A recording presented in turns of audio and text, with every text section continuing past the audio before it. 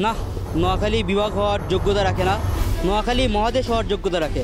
নোয়াখালীকে মহাদেশ করা হোক। আপনারা কি বলেন? নোয়াখালী মানুষ বিশ্বাস করি না। নোয়াখালী মানুষ হলো ফালতু লোক, ভালো না।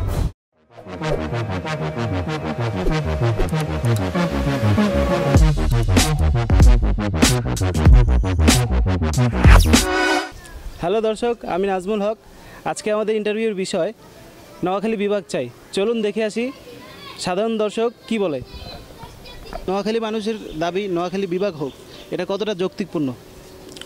না, নোয়াখালী বিভাগ হওয়ার যোগ্যতা রাখে না। নোয়াখালী মহাদেশ হওয়ার যোগ্যতা রাখে। নোয়াখালীকে মহাদেশ করা হোক। আপনারা কি বলেন? নোয়াখালীর মানুষরা নোয়াখালীকে বিভাগ হিসেবে দাবি করতেছে, এই দাবিটা কতটা যৌক্তিকপূর্ণ?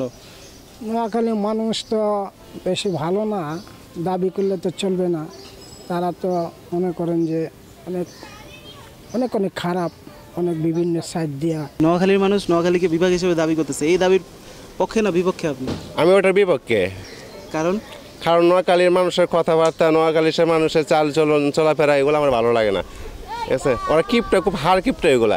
আর আমি আমার মতে এই বাংলাদেশে যে কটা বিভাগ আছে ওই করে থাকলেই যথেষ্ট, মানে ওই করে চলে। যত বিভাগ হবে মানে তত দুর্নীতি বাড়ে, শিক্ষাক্ষেত্রে দুর্নীতি বাড়তেছে। বিভাগ বেশি হবে, দুর্নীতি বেশি হবে, তাই আমি মানে এটার বিপক্ষে।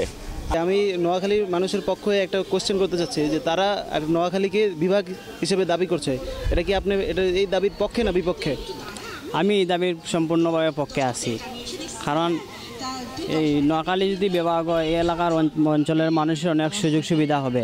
তারা কষ্ট করে অন্য কোথাও যেতে হবে না। তারা তাদের পাশে অনেক ভালো ভালো সেবা পাবে, বা অনেক বড় বড় প্রপার্টিজ, ব্যবসা বাণিজ্য, হাসপাতাল ইত্যাদি হলে তারা অনেকটা সুবিধা হবে। ডোনাল্ড ট্রাম্প নাকি নোয়াখালীর বংশোদ্ভূত, এটা কতটা সত্যি? হ্যাঁ, কথাটা আমিও শুনেছি। ডোনাল্ড ট্রাম্পের পূর্বপুরুষগণ নোয়াখালীর অধিবাসী ছিল। তার পরদাদা আমেরিকায় যাওয়ার পর তারা ওখানে ব্যবসা বাণিজ্য শুরু করে ওইখানেই সেটেল হয়। আর নোয়াখালীর মানুষের স্বভাব চরিত্রের সাথে ডোনাল্ড ট্রাম্পের স্বভাব চরিত্র তো অনেকই মিল। হ্যাঁ, উনি একজন বুঝেন না, বুঝতে হবে। নোয়াখালীর মানুষ আরও বলতেছে তারা নাকি মানে ডোনাল্ড ট্রাম্প নাকি নোয়াখালীর অধিবাসী ছিল, এটা কি সত্য না মিথ্যা? এটা সব মিথ্যা। তারা জোর জবরদস্তি অনেক কিছু করতে চায়, এটা কিন্তু মনে করেন যে সব মিথ্যা। আর এটাও শোনা যায় ইদানিং যে ডোনাল্ড ট্রাম্প নাকি নোয়াখালীর বংশোদ্ভূত, এটা কি সত্য না মিথ্যা? Donald Trump? হ্যাঁ, আমেরিকার প্রেসিডেন্ট। আমার তো ডোনাল্ড ট্রাম্পের একবারে পছন্দ না। ঠিক আছে, বেদে আমার এই নোয়াখালী বিভাগও পছন্দ না। নোয়াখালীর মানুষকে নাকি মাটির 10 হাত নিচেও দেখা যায়, আবার চাঁদেও দেখা যায়, এটা কি সত্য? হ্যাঁ, অবশ্যই সত্য। আপনি নোয়াখালীর মানুষ দেখেন না, সব জায়গায় আছে।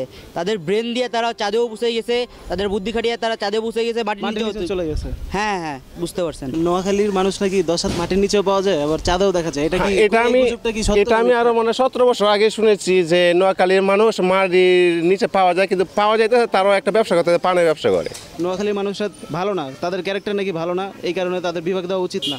আমি যা সম্ভব, নোয়াখালীর মানুষ ভালো না। আমার সাথে নোয়াখালীর মানুষ মনে করেন একটা যে কোনো একটা ব্যাপারে গেঞ্জাম করছে, আমার একটা সম্পত্তি নিয়ে।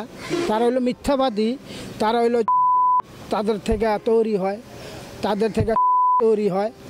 তারা মনে করেন যে বড় বড় মনে করেন যে পরে ওইরা তাদের কাছে থাকে আমাকে, এবং কি নিয়ে তারা আমাদেরকে দৌড়াইছে, বুঝছেন, আমাদেরকে দৌড়াইছে, আমাদের জায়গার সামনে আমাদের যাইতে দেয় নাই।